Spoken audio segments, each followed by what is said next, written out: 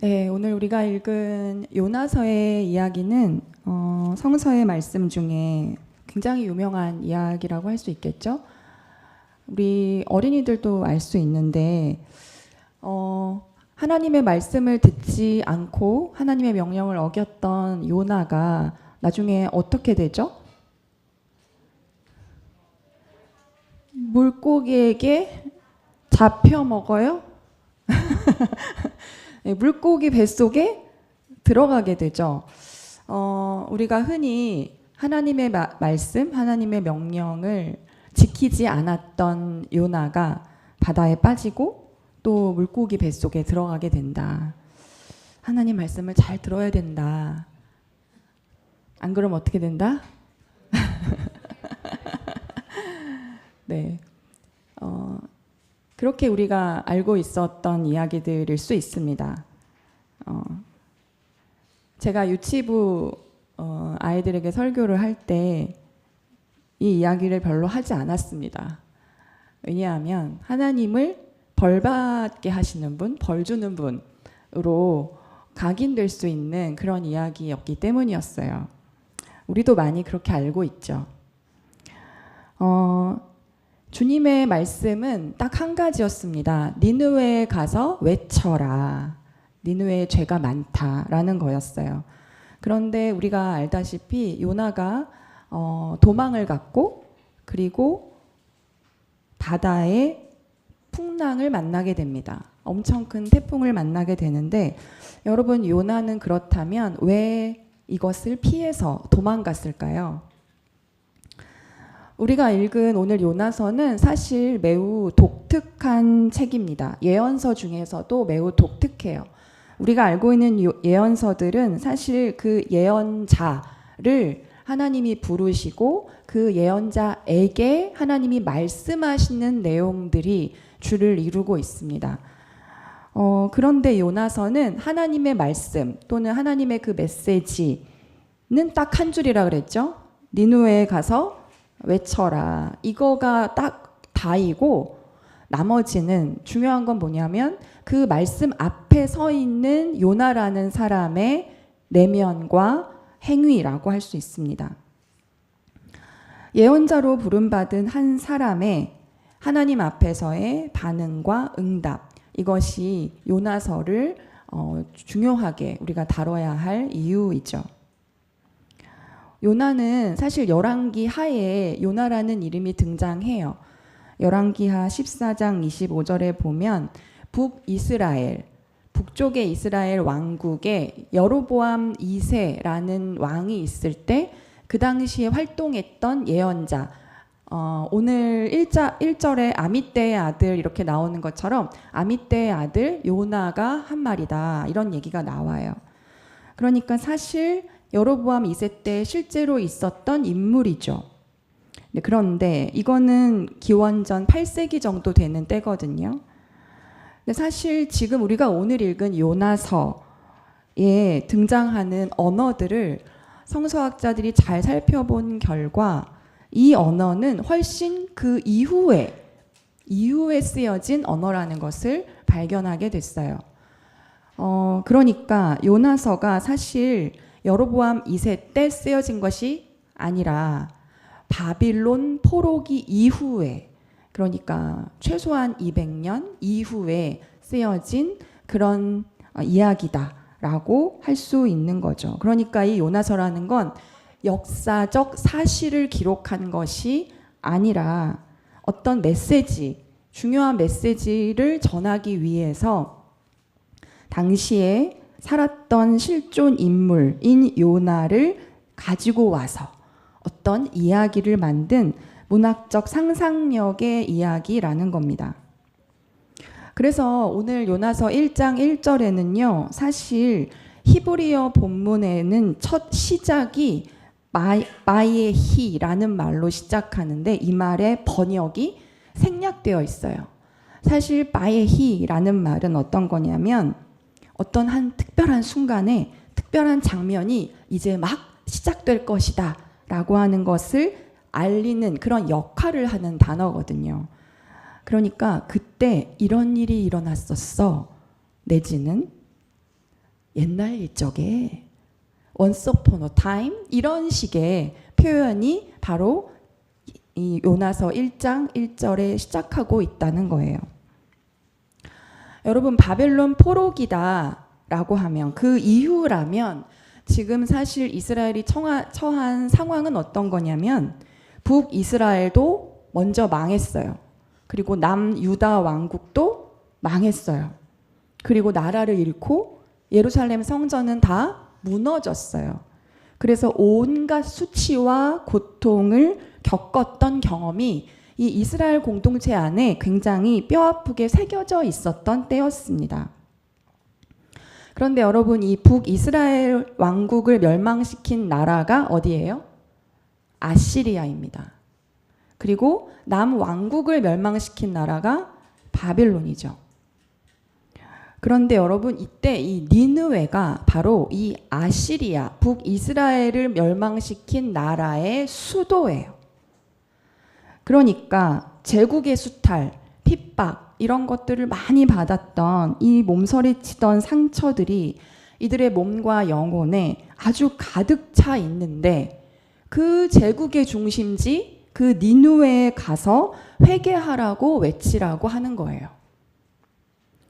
여러분, 그러니까 이스라엘에게 이 니느웨는 원수예요. 원수의 핵심부예요. 그리고 구원 이런 거는 무관한 곳이고 어떻게 심판받아야지 회개한다고 하나님이 그걸 들어줘? 있을 수 없는 땅입니다. 이것은 마치 우리가 일제 식민지를 너무나 고달프고 치욕적으로 겪고 있는데 도쿄에 가서 회개하라고 선교하라고 하나님 말씀하시는 것과 같다는 거죠. 근데 그러다가 만약 그들이 회개라도 한다면, 그래서 하나님이 그들을 용서하신다면 요나는요 도저히 그 꼴을 볼 수 없었습니다. 이 이야기를 듣고 있었던 당시 이스라엘 청중들도 아마 맞장구를 쳤을 거예요. 여러분, 요나는 니느웨로 가라는 하나님의 명령을 뒤로 하고 요빠라는 항구로 내려갔습니다. 어디를 가려고 했다고 그랬죠? 스페인. 우리 번역은 스페인인데 옛날 번역에서는 다시스라는 도시라고 나와요. 스페인에 있는 도시입니다. 이 도시는 지중해 서쪽 끝에 있는 그 당시에는 굉장히 유명한 상업 도시였어요. 그래서 이스라엘을 가운데로 놓고 볼 때에 이 니느웨는 여러분 편에서 볼 때 이스라엘이 여기 있으면 니느웨는 북동쪽 위에 있는 아시리아의 니느웨가 이쪽에 있다면 다시스는 저쪽 끝이에요. 그러니까 북동쪽에서 서쪽 끝으로 도망가려고 했던 거예요. 지구의 끝으로. 근데 가장 번영한 도시로 도망가려 했던 거죠. 그런데 주님께서 큰 바람을 보내셨습니다. 그래서 벳사람들이 너무 두려워서 막 이렇게 난리를 치고 기도하고 막 그러고 있을 때 우리 요나는 뭐 하고 있었죠? 자고 있었습니다. 아주 깊이 잠들어 있었어요. 여러분, 이때 요나가 잤다라는 것은 그냥 태평하게 난 도망가고 있으니까 마음 편하게 잔 것이 아니라 영적으로 잠들어 있다는 것을 말합니다. 영적으로 깨어있지 않은 상태, 굉장히 무감각한 상태에 요나가 있었다라는 것을 의미하죠. 그러고 나서 6절에 보니까 선장이 이제 그에게 와서 자고 있는 요나에게 소리치면서 얘기합니다. 뭐 하고 있냐? 잠을 자고 있다니. 근데 우리 번역은 지금 이런데 개역개정 옛날 번역은 자는 자여 어찌함이냐 이렇게 번역돼 있어요. 자는 사람이라고 명명하고 있습니다. 이것은 마치 네가 어떻게 자는 사람이 되었느냐라고 하는 하나님의 호통 같습니다. 예언자여야 되고 오히려 기도해야 될 자가 어떻게 자는 사람이 되어 있느냐 지금. 그리고 나서 선장이 이렇게 얘기하죠. 일어나서 빨리 기도해라. 너의 신에게 부르짖어라. 그러면 그 신이 우리를 구해줄지도 모르지 않냐. 이렇게 선장이 얘기하니 여러분, 선장과 그 뱃사람들은 사실 하나님을 모르는 이방 사람들이에요. 성서학자들의 추측으로는 아마 페니키아인들이었을 것이라 추측하고 있습니다. 오히려 이방인 선장이 예언자 요나에게 기도하지 않고 있냐고 기도하라고 얘기하고 있는 거죠. 뭔가 역할이 뒤바뀌어 있는 겁니다. 뱃사람들이 이제 제비를 뽑아요. 도대체 이게 누구 때문이야? 제비를 누가 뽑죠? 요나가 딱 뽑았습니다. 그러자 8절에 보니 뱃사람들이 이제 요나에게 묻기 시작합니다. 당신은 무엇을 하는 사람이며 어디에서 오는 길이요? 어느 나라 사람이요? 어떤 백성이요? 여러분, 이 질문은 결국 너는 누구냐라고 하는 질문이죠. 너는 무엇을 하는 사람이고 어디서 온 너는 도대체 누구이냐? 뱃사람들의 이 질문은 또한 요나로 하여금 내가 어디에 있었어야 하는 예언자인지를 상기시키는 하나님의 질문과도 같습니다. 이방 사람들의 입을 통해서 나는 지금 여기에 왜 있는가? 어디에서 와서 내가 무엇을 위해 이곳에 있는가? 앞이 전혀 보이지 않는 너무나 거대한 그 풍랑, 그리고 뒤흔들리고 있는 그 배 위에서 요나는 바로 나는 누구인가? 라는 질문에 맞닥뜨립니다. 자신의 손에 뽑혀진 그 제비를 바라보면서요. 여러분, 오늘 우리가 읽은 이 요나서 본문 중에서는 반복돼서 등장하는 동사가 두 종류가 있습니다. 3절을 한번 볼게요. 요나서 1장 3절에 보면 그러나 요나는 주님의 낯을 피하여 스페인으로 도망가려고 길을 떠나 요빠로 뭐라고 돼 있죠? 내려갔다라고 돼 있습니다. 이거는 야라드라는 히브리어인데요. 내려갔다라는 말이 등장하죠. 그리고 나서 그 밑에 보시면 마침 스페인으로 떠나는 배를 만나 백삿을 내고 사람들과 함께 그 배를 뭐라고 돼 있어요? 탔다로 돼 있어요. 사실 번역은 탔다인데 똑같은 히브리어 야라드입니다. 그러니까 사실 그 배에 내려갔다예요. 배를 타려고 내려간 것을 지금 한글 번역은 이렇게 한 거예요. 그래서 야라드가 나오죠. 그리고 5절을 보면 그 하반부에 요나는 벌써부터 배의 밑창으로 어떻게 내려가가 또 나오죠. 또 야라드입니다. 그리고 나서 배 밑창으로 내려갔어요. 그리고 나서 나중에 바다에 던지움을 당하고 나중에 물고기 뱃속으로 들어가죠. 2장 6절을 보겠습니다. 요나서 2장 6절. 나는 땅속 맷뿌리까지 뭐라고요? 내려갔습니다. 라고 돼 있어요. 이것도 야라드입니다. 여러분, 요나는요, 요빠로 내려가고 배 밑창, 가장 배의 낮은 곳으로 내려가고 그리고 또 땅속 맷뿌리까지 내려갔습니다. 땅속에 산의 뿌리까지 내려가면 더 이상 내려갈 곳이 없는 데까지 내려갔다는 의미예요. 그래서 요나서는 내려감이라고 하는 그 하강이라는 문학적 모티프를 가지고 있는 겁니다. 이거는 매우 의도적으로 쓰인 용어예요. 욥바로, 배로, 그리고 배의 가장 밑바닥으로, 그리고 물고기 뱃속으로 내려가고 또 내려갔습니다.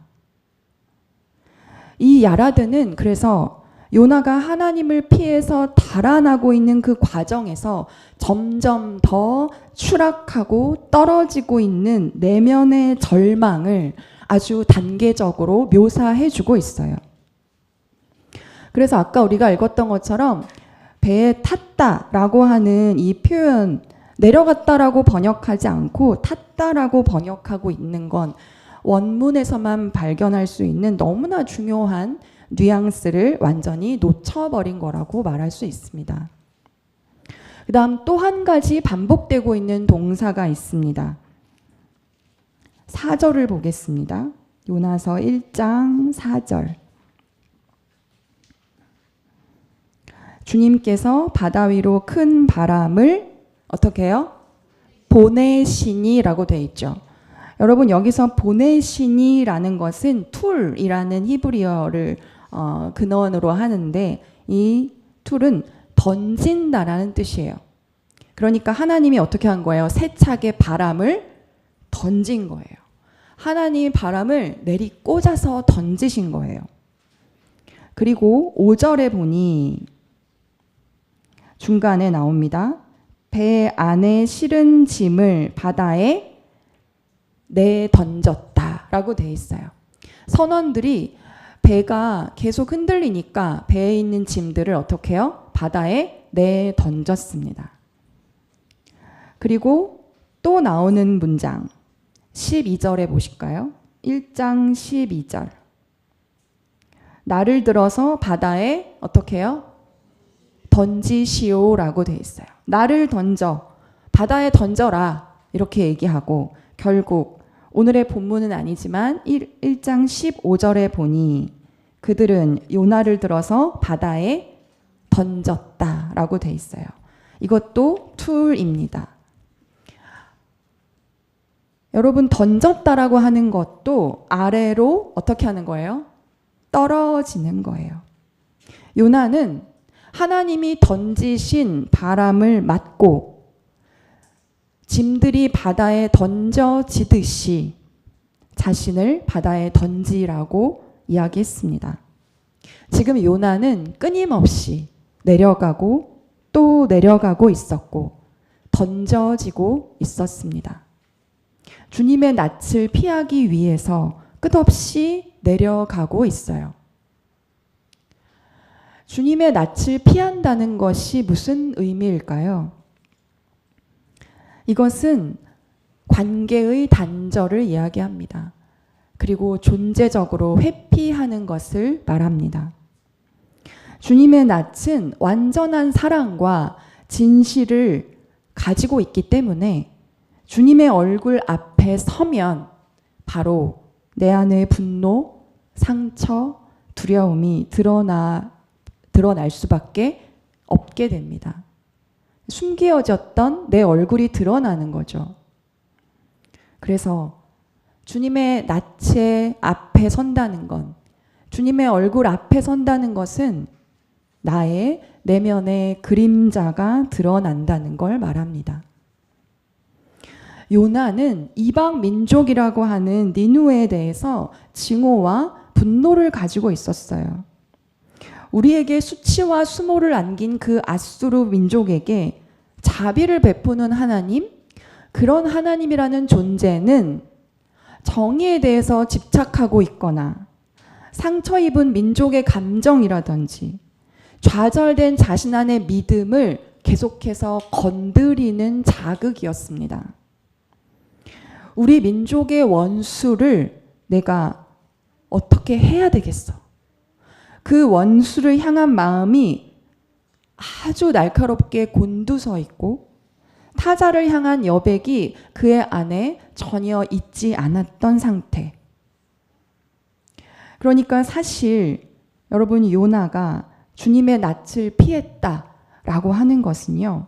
자신 안에 있었던 깊은 내면의 고통 또한 오랫동안 쌓여왔던 자신 안의 그 무의식의 상처를 피하려 했다는 것이에요.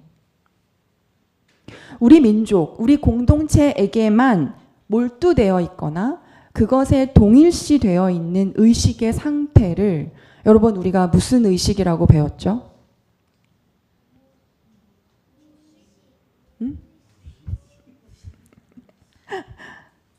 무슨 의식이냐면 신화적 회원의식이라고 합니다.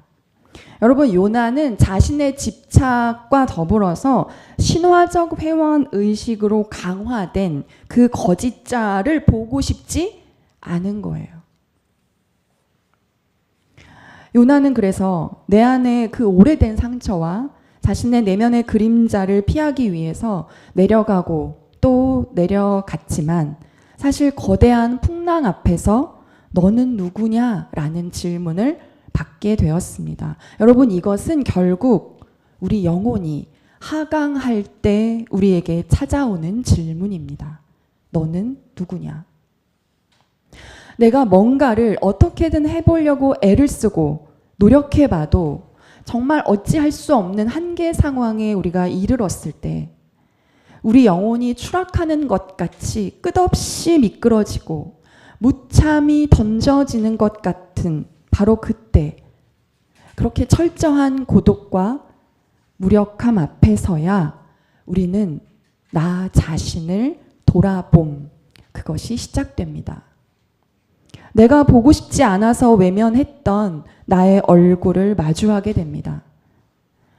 그래서 절망 가득했던 그 추락은요, 단순한 붕괴가 아니라 영혼의 하강 과정이 됩니다. 그리고 그 심연으로의 하강 과정은 우리 내면에 바로 무의식과 마주하는 여정이 됩니다. 여러분, 우리 안에는 모두 생애 초기부터 형성되어 있는 지배적 정서가 있습니다. 모두 그것이 숨겨져 있어요. 생애 초기에 부모와의 관계 속에서 영향을 주고받으면서 느끼게 됐던 지배적 정서들이 우리 무의식에 새겨져 있습니다. 크게 세 가지 정서로 이야기할 수 있는데 애착, 좌절, 거절감, 그것을 지배적 정서라고 얘기합니다. 무언가에 끊임없이 연결하려는 애착이 우리 안에 있어요. 또는 무언가에 끊임없이 기대하고 좌절하고 실망하는 정서가 또 우리 안에 있습니다. 또 무언가에 거절당한 상처를 내가 보호하고 방어하기 위해서 자기가 먼저 거절해 버리려는 마음이 우리 안에 있습니다. 여러분, 이것은 애니어그램적으로 우리를 설명해 주는 중요한 정서 프로그램이기도 합니다. 그래서 3유형, 6유형, 9유형, 369 유형이 무언가에 끊임없이 연결되려는 애착을 가지고 있는 유형이에요. 1, 4, 7 유형들은 무언가 끊임없이 좌절하고 기대했다가 또 실망하는 유형입니다. 무언가에 거절당한 이 상처를 보호하고 싶어서 자기가 먼저 탁 내치고 거절하는 것이 2, 5, 8 유형의 지배적 정서라고 할 수 있습니다. 이런 정서들이 다 우리를 무의식에서 지배하고 있어요. 나도 모르게 내 안에서 이것이 내재되어 있고요. 내가 지금도 세상과 관계를 맺는데 너무나 지대한 영향을 끼치면서 내 내면의 그림자를 강화시키는 메커니즘으로 작동한다는 거예요. 문제는 이러한 정서가 숨겨져 있어서 잘 보이지 않는다는 것에 있습니다. 우리가 끝없는 추락과 어떤 내려감을 느낄 때, 그렇게 내던져질 때 이러한 정서는 우리의 유형, 우리의 메커니즘과 딱 붙어서 우리를 뒤흔드는 정서의 시초가 됩니다. 그러면 여러분, 이 내면의 그림자에서 이러한 정서로부터 우리가 자유로워지기 위해서는 어떻게 해야 될까요? 숨겨져 있던 것을 제대로 보아야 합니다. 드러내고 마주하고 직면해야 합니다. 내 무의식에 그 밑바닥, 저 밑바닥에 가려져 있는 그 어떤 것을 꺼내어서 보지 않으면 이 숨겨져 있던 것이 나를 지배하고 나를 휘두르고 말게 됩니다. 그러기 위해서 우리는 우리의 내면 깊은 곳으로 내려가야만 합니다. 요나는 자기에게 당도한 바로 이 질문에 이렇게 대답을 합니다. 9절에 보니까 나는 히브리 사람이요. 하늘에 계신 주 하나님, 바다와 육지를 지으신 그분을 섬기는 사람이요. 여러분, 히브리 사람이라고 할 때 이 히브리는요, 단순히 국적을 말하는 게 아니죠. 히브리라는 말은 핍박받고 있는 계층을 이야기합니다. 사회 밑바닥의 계층, 떠돌이, 세상을 떠돌아 다닐 수밖에 없는 가장 밑바닥의 하층민을 이야기하는 거예요. 그런데 여러분 아시죠? 하나님은 누구의 하나님이에요? 히브리의 하나님입니다. 하나님의 가장 주된 관심, 하나님의 가장 사랑의 대상이 바로 히브리라는 것을 우리가 성서를 통해 알고 있어요. 그래서 나는 히브리 사람입니다 라고 하는 말은 무슨 뜻이에요? 나는 하나님의 은총과 돌보심으로 사는 사람입니다 라는 뜻이에요. 그리고 하늘에 계신 하나님, 바다와 육지를 지으신 하나님을 내가 섬기는 사람이다 라고 요나가 자기 자신을 이야기하고 있습니다. 여러분, 요나가 이 얘기를 하고 있는 이 순간 요나는 이제 알았을 거예요. 내가 본래 있어야 할 자리를 떠나서 여기에 있구나. 요나는 이제 자기가 누구인지 다시 깨닫게 됩니다. 아마도 하강하지 않았다면 알아차리지 못했을 자각입니다. 그렇지만 동시에 그러한 자신의 현실과 자기가 깨달은 그 자각 사이의 부조화를 자기가 스스로 보게 되고 있어요. 지금의 나와 나의 고백 사이에 이 불일치가, 이 불화가 너무나 또렷이 드러나고 있습니다. 그것이 요나의 마음을 또 크게 흔들어 놓았을 거예요. 이것이 하강이 주는 우리에게 남겨진 내적 투쟁입니다. 그는 이제 자초지종을 설명하면서 자신을 이제 바다에, 그 바다가 어떤 바다예요? 하나님이 지으셨다는 그 바다에 던지라고 이야기합니다. 여러분, 요나는 자기 안에 있는 그 분노, 그 경멸, 이것을 보지 않으면 니느웨로 갈 수 없었습니다. 요나의 밑바닥에는 유대인이라고 하는 선민의식, 좌절되어 버린 이상, 판단과 정죄, 하나님조차 용납하고 싶지 않은 자신의 억울함, 두려움, 이런 것들이 있었습니다. 그러나 우리의 영혼이 내려가고 또 내려갈 때 하나님은 우리와 그 바닥까지 함께 내려가십니다. 우리가 피한 얼굴, 우리가 보고 싶지 않았던 그 얼굴을 하나님은 끝까지 찾아오십니다. 우리가 도저히 피할 수 없는 그 상처를 하나님이 있는 그대로 드러내십니다. 하강의 지점, 완전히 바닥을 친 바로 그곳에서 우리는 주님의 얼굴을 만나게 됩니다. 여러분, 하나님은 지금 요나라고 대변되는 이스라엘 공동체 속에 깊이 자리한 그 쓰라린 상처를 드러내고 계시는 거예요. 원수를 향해 적대적으로 가지고 있는 그 시선에 큰 바람을 던지시고 유대인만을 위한 하나님이기를 바라는 그들의 신화적 회원 의식에 그렇게 잠들어 있는 그들에게 너는 누구냐? 라는 질문으로 그들을 깨우고 계시는 겁니다.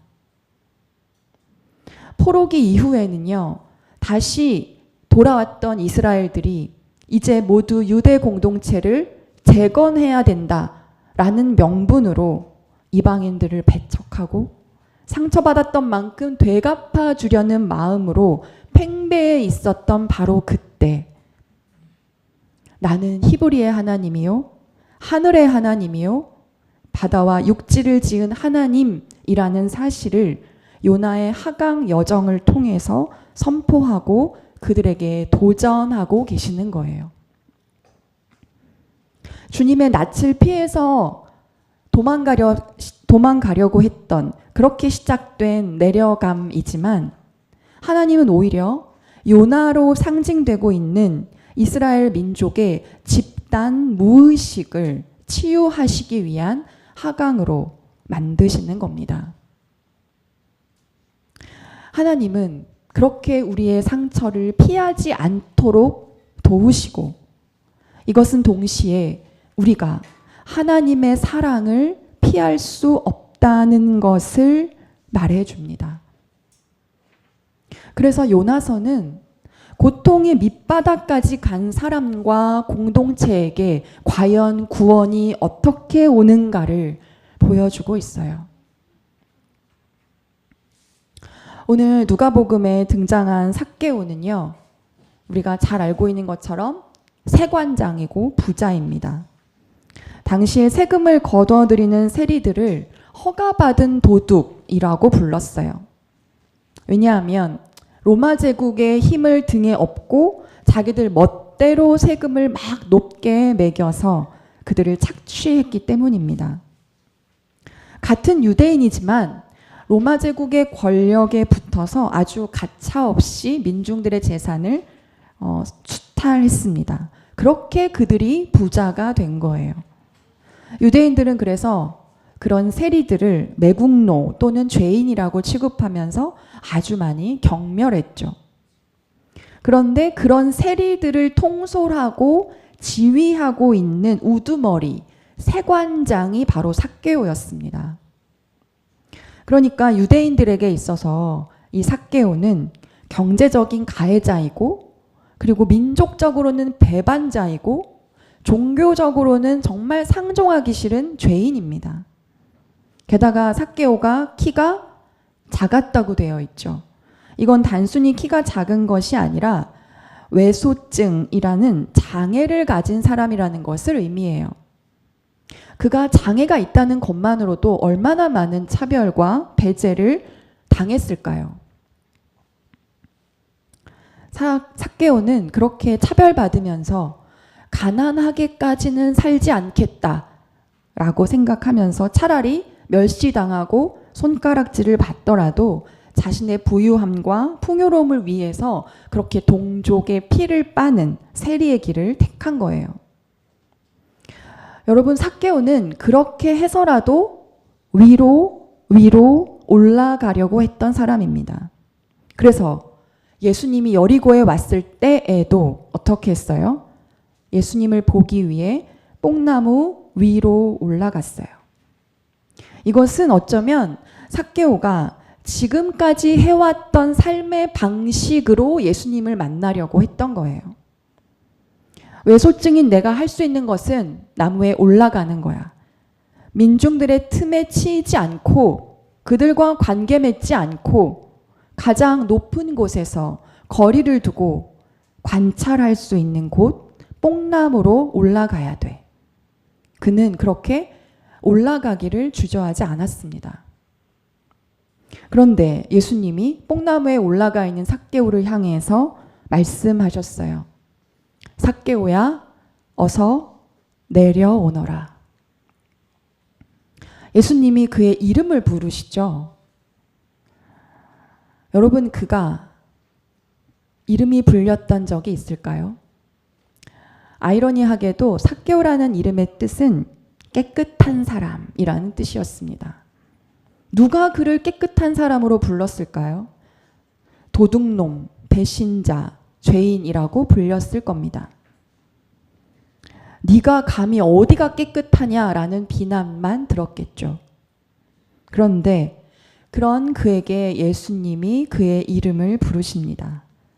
삭개오야, 어서 내려오너라. 이 예수님의 말씀은 네가 진정으로 깨끗해지기 위해서는 너는 내려와야 한다 라고 말씀하시는 것 같아요. 그에게 회개해라 라고 말씀하신 게 아니에요. 어떻게 해라? 내려오너라. 평생 사람들로부터 비난받고 멸시받았던 그의 깊은 그 상처, 그것이 삭개오의 내면에 가득하죠.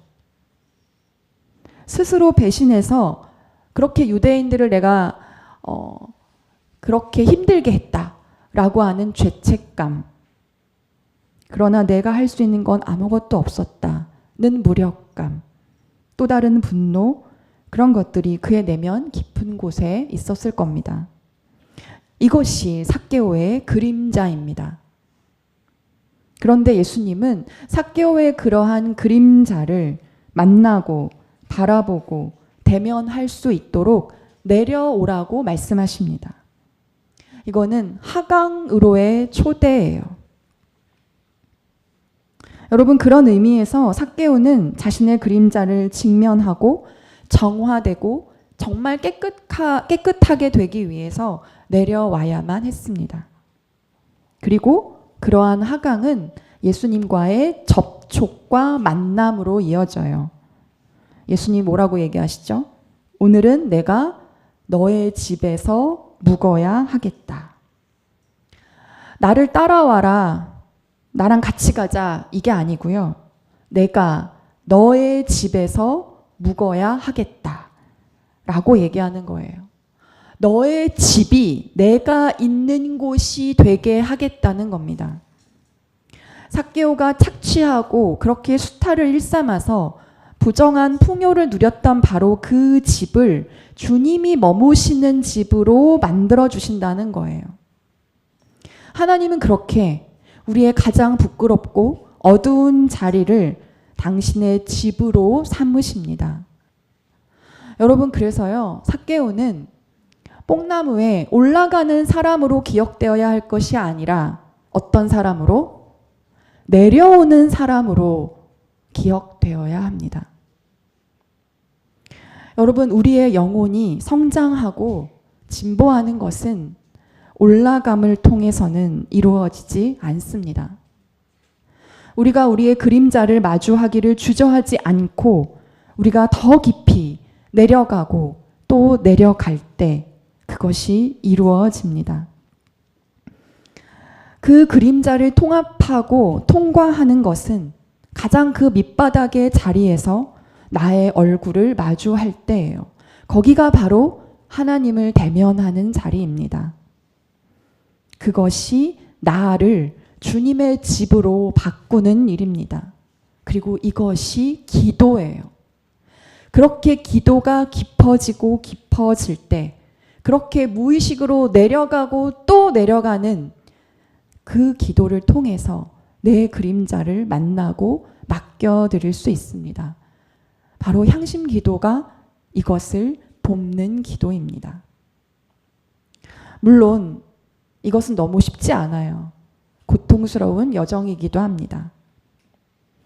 사도 바울이 너무 힘에 겨워서 그것에 짓눌려서 마침내 살 희망마저 내가 못 찾겠다라고 그 지경에 이르렀을 때 죽음을 선고받은 몸인 것 같다라고 느꼈어요.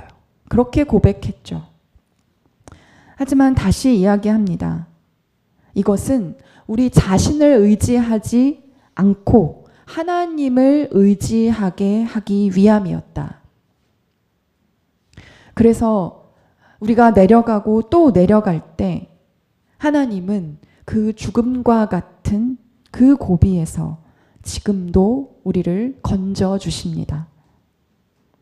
바로 그 순간이 하나님 안에서 우리가 온전해지는 순간이기 때문입니다. 저는 요즘에 우리의 옛 선조들이 부모님이 돌아가시고 나서 왜 3년상을 치르는지를 너무나 잘 이해하는 시간을 지나고 있습니다. 상복을 입고 그 무덤 앞에서 상례를 치르면서 매일매일 죽음을 직면하는 것, 매일매일 그 부재를 일상에서 경험하는 것, 상실의 일상화이고 애도의 일상화입니다. 그렇게 3년이라는 시간을 보내고 난 다음에 상복을 벗고 탈상을 하는 것이죠. 여러분, 이것은 죽은 자를 기리기 위함이라기보다 제가 생각할 땐 산자를 위한 것입니다. 산자가 앞으로 제대로 살아가게 하기 위함입니다. 내려가기를 멈추지 않는 것. 그것이 비록 죽음과 같을지라도 차라리 내려가기를 선택하는 것. 그것이 죽음을 가장 잘 받아들이는 길입니다. 여러분, 우리의 삶이 때로 끝없이 미끄러지고 던져질지라도 그곳에 하나님이 계십니다. 우리가 내려가고 또 내려갈 때 하나님이 우리와 함께 내려가십니다. 죽음의 위기에서 하나님이 우리를 건지십니다. 이것이 하나님의 사랑이에요. 하나님의 이 사랑을 우리가 피할 수 없습니다. 그래서 추락은 파멸이 아니고 정화의 기회입니다. 내려간다는 것은 실패가 아니라 구원의 시작이고 하강은 끝이 아니라 깊어지는 것입니다. 하강의 그 끝자락에서 우리가 마침내 나 자신을 마주하고 깨닫게 됩니다. 나는 히브리 사람입니다. 그리고 하나님이 돌보시는 자입니다. 바로 이 고백이 우리 모두의 고백이 되길 바랍니다. 우리는 그렇게 하나님의 집이 되어 갈 것입니다. 함께 기도하겠습니다.